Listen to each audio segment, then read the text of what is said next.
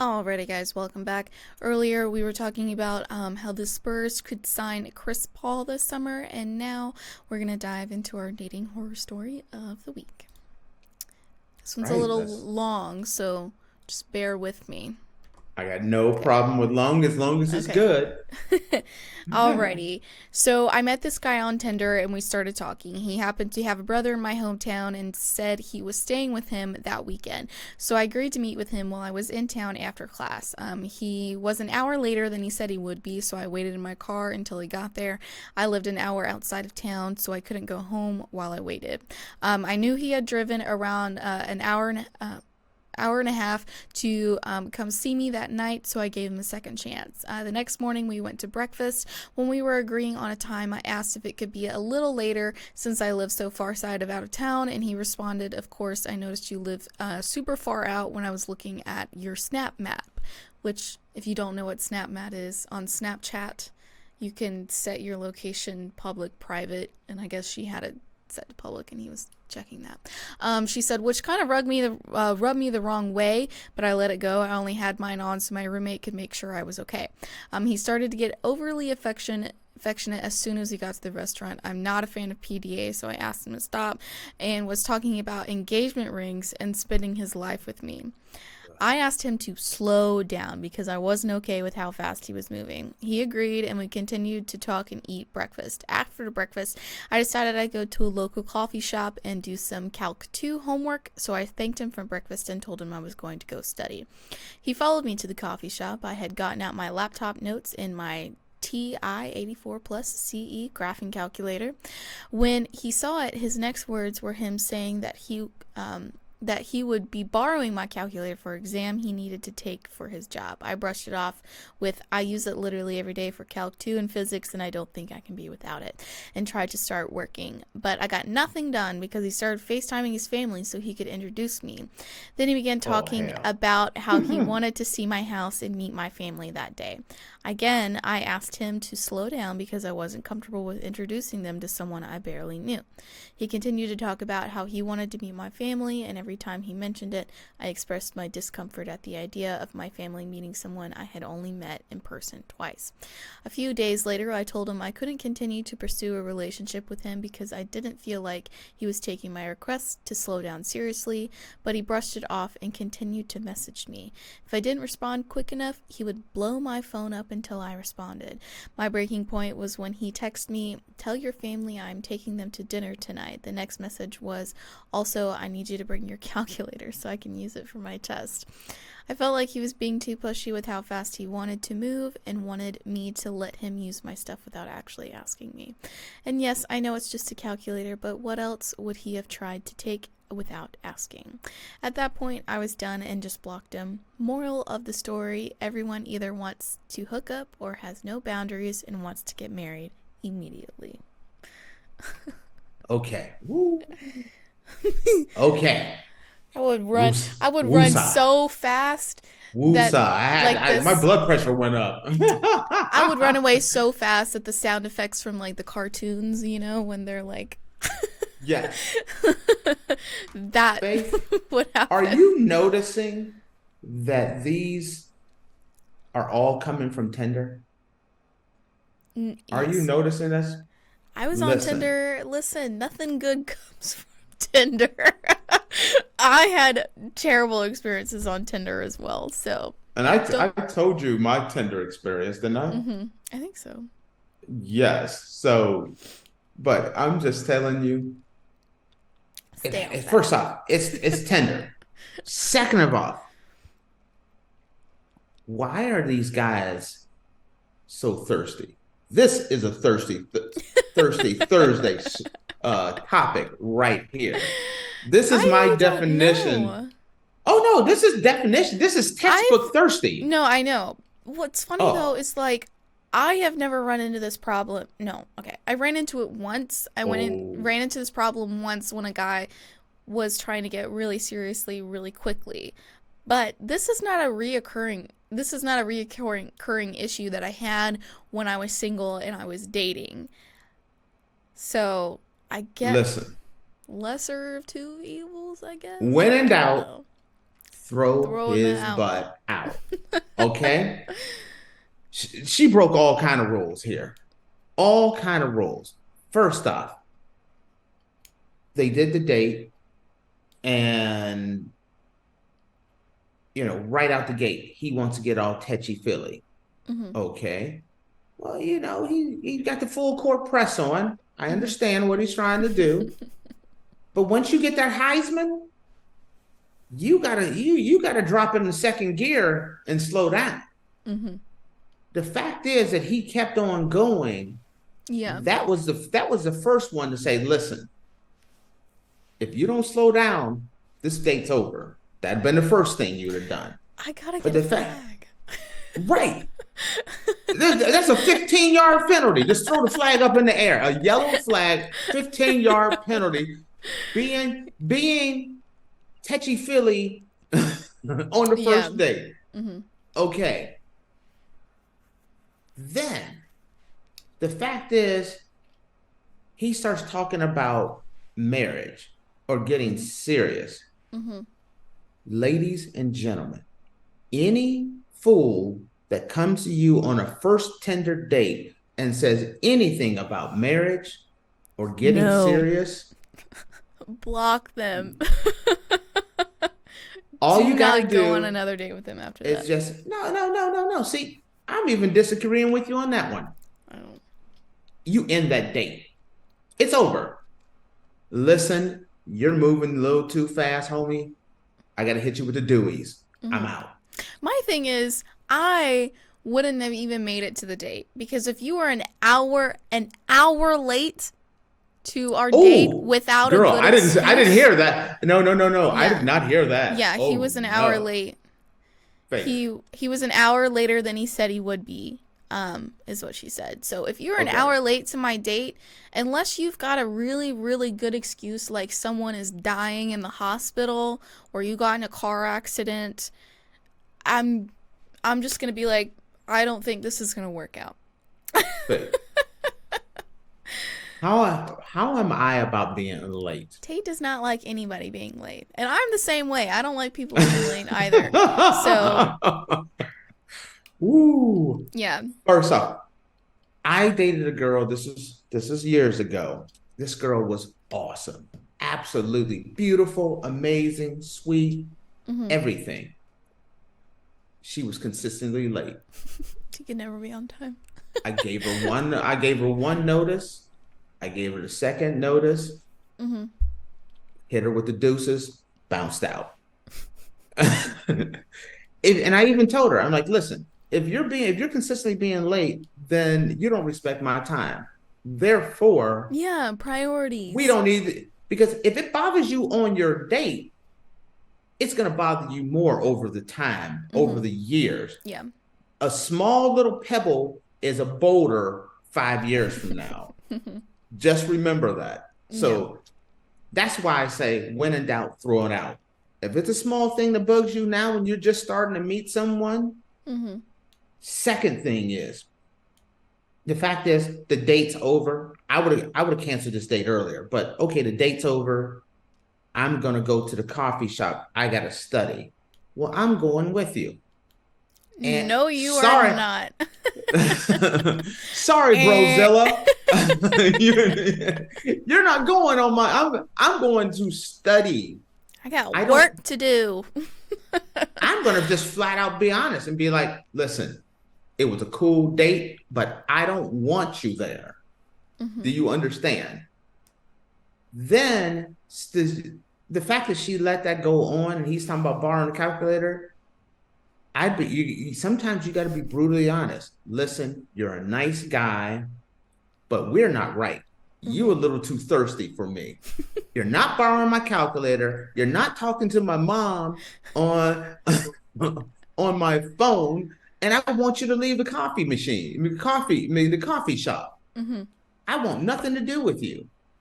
Sometimes you gotta lay that pimp hand down. Sometimes, just because this guy is being too much, you gotta be honest with him.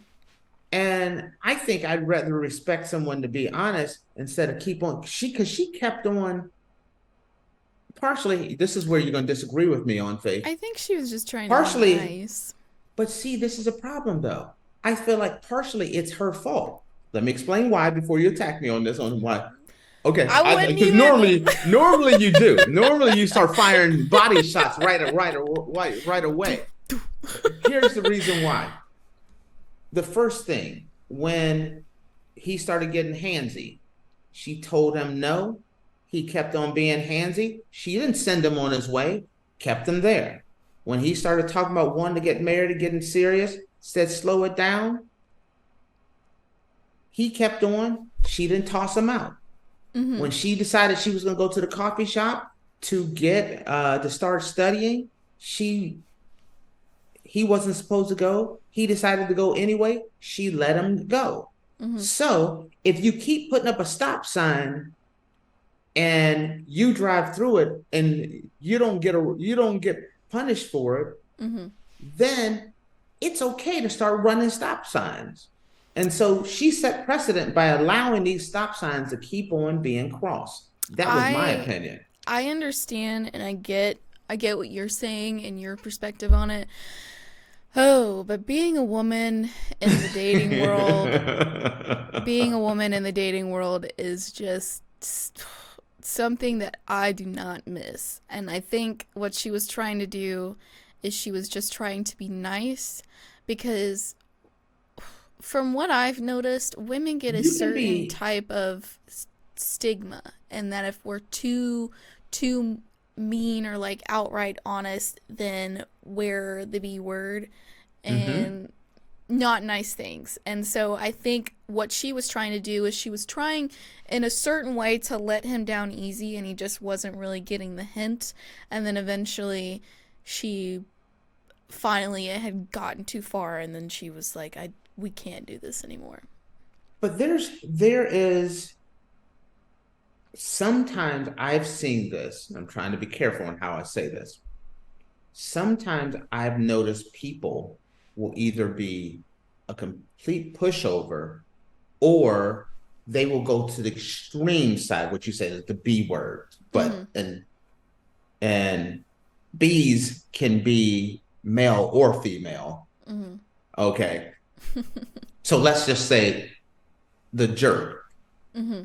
You can be forceful and honest without having to go to B land. Listen, you're a nice guy, but you're moving too fast. I don't think this is going to work out for us. And then hold your ground. Once you tell him that, you can't be making it a caution sign. If you're gonna put up a stop sign, you got to make it a stop sign. No. So she kept giving him stops, but then letting him coast through. Another stop and letting him coast through. And there was so many of those that at that point, no is the first maybe. You understand where I'm coming from? No, because I do. she set precedent on that one. Please, I completely understand. I get it, because I am guilty of being a pushover sometimes, and I have definitely been, not in this situation to the extreme, but I have been in this type of situation where I say no, and then, they cross over the line and I don't really do anything, and so it just, keeps getting bigger and bigger and bigger and bigger and bigger. So, yeah. That's why I say what you mean what you say. Say it with your chest. Yes. You cannot, if you keep on with just keep letting them go through the stop signs, he's a perpetual line stepper. You know what I mean? He's consistently, no, you can't go to this. Well, I'm gonna go anyway. I want to talk to your parents. Well, he's trying to FaceTime with mama. Hey, mama, how's it going? No. It'd be, hey, mama, how's it going? I hit him with that elbow. Mama see me catch him with that elbow, if anything. Yeah. And then I step over his body and walk on out. No, you cannot. You have to stand your ground, because seriously, guys look for that. Once you start, because you understand? Like she Yes, said guys do look for no. that. Yes, she Yes, they said do. no, but Yeah. I can go further and she'll let me. Mm-hmm. She says no, but I know if I try harder, she'll give in. Mm-hmm. Once you see that, that turns into other things as well. Because you start seeing that, hey, stop signs aren't really stop signs. They're just like, They're you. yeah, slow down a little bit, but push forward. Yeah. So that no is the first maybe. Moral of the story: stay off of Tinder. That's the moral of the story right there. I thought the moral of the story was stand your ground, but I mean, that apparently too. it's Stand your ground, but stay off of Tinder. Nothing good comes from going on a date from Tinder, obviously. I mean, we have had so many stories about people having something go wrong with the Tinder date. And I have had so many things go wrong with the Tinder date. Do you know anyone that's had some great success with Tinder? Like I know a lot of guys, I'm being honest with you. I know a lot of guys, they love Tinder because it is the hookup snack shop. That's why they love Tinder. You go there. That is why they love Tinder. Get a little bit of that, get a little of I that. met my ex-boyfriend on Tinder. So, Can I ask you a question? yeah. How'd that turn out? He's my ex-boyfriend. That's a whole We're not dating anymore. I'm not trying to put your business in the street. I'm just saying you've openly talked about how you didn't have didn't end well. It never I feel like it never ends well, does it? No, I mean I think there are a handful of people that have met like their partner or like their husband, wife, whatever on Tinder and it's gone well, but I feel like that's like a handful of people and then the rest is just an absolute mess. So it's kind of like there's a handful of people to win the lottery too. Yeah, why can't that be me? Maybe I should try playing the lottery since Tinder didn't work out for me. I've had 3 friends. It's 4 friends. 3 friends win the lottery. So maybe I'm friends with you now. Maybe it's being friends with you. Maybe that's the girl. Because it's because I have not won. Tastes like it because it sure ain't me. Yes, and I have tried because every time the lottery would get over 100 million, I'd be like, you know what, I gotta play because it's different when you hear about people winning the lottery. It's very different than when you know people that won the lottery. That's when you're like, man, I buy a lottery ticket. I know people who won the lottery. Because every one of them 200 right now. Every one of them ended up miserable. Every one of them had a close family member that tried to kill them. Every single one of them. Well, with that, guys. Yep, true story. With that, guys, we're gonna close our show. That's a true story. Seriously, I believe every one of them, either someone tried to run them over with a car, tried to shoot them. I believe it. Oh yeah, yeah. Money making do crazy things. Do not. My moral of the story on that one: you win the lottery, don't tell anyone. Yeah. And everyone says the same thing. I'm just gonna tell my immediate family: mom, dad, brother, sister. Well, guess what? Every person that I know who has tried to kill that other person was someone that was an immediate family. It'd be like that. So, alrighty, guys. Well, with that, we're going to close out our show. Thank you so much for tuning into the Andrew Tate Show, presented by the GSMC Sports Network. Your support means a lot to us, so please remember to subscribe to the show and leave a positive review. It really does make a difference. We also invite you to follow us on Facebook, Twitter, TikTok, and Instagram for more content and updates. Thank you once again. Have a wonderful day, and we'll see you tomorrow. Stay off Tinder. Peace. Let's